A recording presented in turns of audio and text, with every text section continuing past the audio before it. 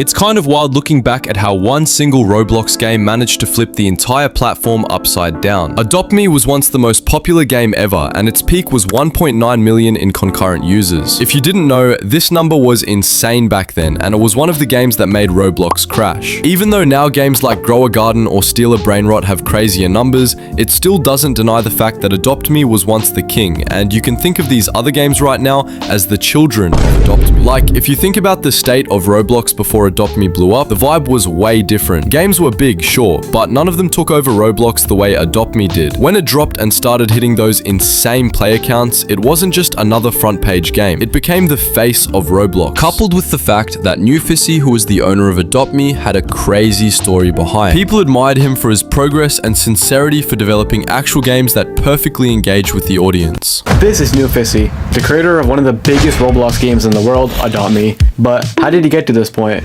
See, in 2016 he launched Treelands, which blew up, getting over 16 million visits. It seemed like he had finally made it after years, but then something unfortunate happened. A senior developer ended up passing away, and with that, NewFissy moved on, leaving the game as a legacy to the late developer. After some time, he saw a rising trend in adoption and roleplay games, so he decided to make his own. He teamed up with a fellow developer and they created Adopt Me, which blew up right away and now has over 38 billion visits. And honestly, that's where a lot of the problems started. Because here's the thing, Adopt Me didn't just get popular, it straight up changed how Roblox worked. When I mean changed, it changed completely. Before Adopt Me, the whole trading culture wasn't really a huge deal outside of niche games like Murder Mystery 2 or Royal High. MM2 had its own little economy with knives and weapons, and there was this whole community around collecting and flexing rare stuff. But it was contained. Like, if you weren't into MM2, you didn't really care about trading. Adopt Me basically took that idea and put it on steroids. The game itself wasn't as popular before. Like, Adopt Me sure had a decent concept for roleplayers at first, but one day, the developers suddenly had this cool idea of adding pets into the game. The first pet, Blue Dog and Pink Cat, blew the platform away. People were hyped and started going crazy,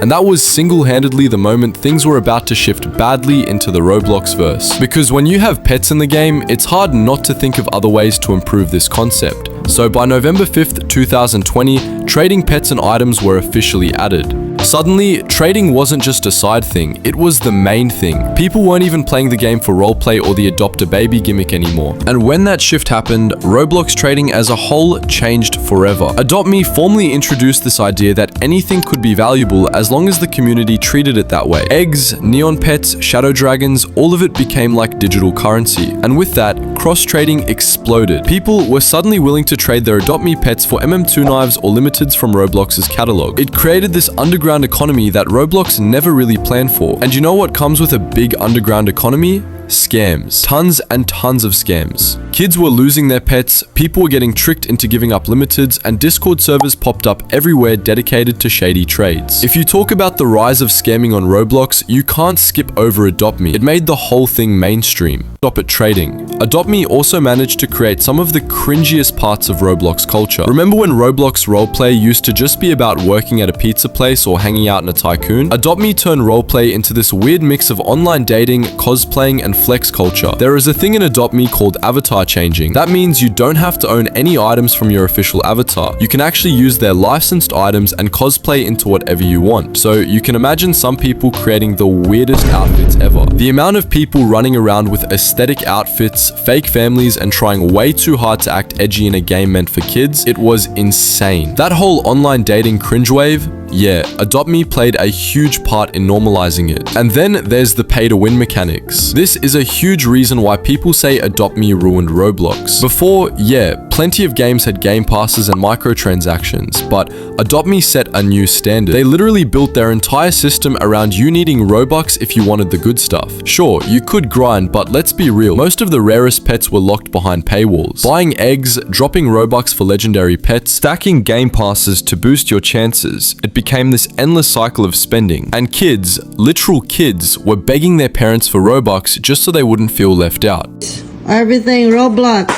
I like Roblox. Iron Park Roblox. 279 99 in one Robux. And if you were a content creator to adopt me, you literally have to pour thousands of Robux every single update to get something decent. Adopt me basically taught a whole generation of Roblox players that if you didn't pay up, you were always going to be behind. And the crazy part is how that mentality spread. Other devs saw how successful Adopt Me was and thought, oh, so we can just milk people with constant updates, new items, and Robux-based pets? That formula carried over into other games. Think about games like Brookhaven, Royale High, Pet Simulator X, and even newer stuff like Grow a Garden or Steal a Brainrot. They all, in one way or another, borrowed from the Adopt Me blueprint. Regular updates, constant new things to grind for, heavy reliance on Robux purchases, and a focus on flexing digital items. Adopt Me wasn't just a game, it was the template that showed every dev how to keep players hooked while draining their wallets. And of course, with that kind of influence came drama. A lot of drama. Adopt Me players were constantly beefing over scammed pets. When there's Robux involved alongside trading, scams started slurping in without anyone even noticing at first sight. YouTubers were making endless, exposing the biggest scammer videos, and the game's community became a meme for being toxic. Plus, there was always the drama around duped pets, hackers, or people exploiting trades. Every big update would spark fights. Some people loved it, others hated it, but it kept the community in this constant cycle of chaos. The impact even leaked outside the game itself. Adopt Me literally broke Roblox's servers multiple times because so many people were logging in during new updates. That's how huge it was. But at the same time, it set this expectation that every Roblox game should hit those same numbers. And obviously, not every dev could keep up with that. Smaller games got buried, and Roblox as a platform started switching more and more to these massive money-printing games instead of the weird, creative, experimental stuff that used to thrive. Another thing people don't talk about enough is how Adopt Me basically divided the Roblox player base. If you weren't into the whole pet trading and roleplay scene, you kind of got pushed out of the conversation. The front page was always dominated by Adopt Me, and it felt like the platform's identity shifted around it. Roblox wasn't about exploring random obbies or tycoons anymore. It was about keeping up with whatever legendary pet just dropped that week. That shift alienated a ton of older players and even sparked this whole culture war between real Roblox games and cash grab roleplay games. And honestly, the ripple effects are still here today. Look at something like Steal a Brainrot. The whole point of that game is kind of mocking and leaning into the brainrot culture that Adopt Me indirectly fueled. This idea that Roblox is less about fun gameplay and more about flexing, scamming, and clout. Even Grow a Garden, which seems innocent, still runs on that constant update, grind and trade system that Adopt Me pioneered. It's all connected. When you zoom out, it's almost scary how much one game rewrote Roblox's DNA. Adopt Me didn't just ruin Roblox in the sense of being annoying or cringe. It ruined it by shifting the entire culture. It created a platform where scamming is normalized, where pay-to-win mechanics are expected,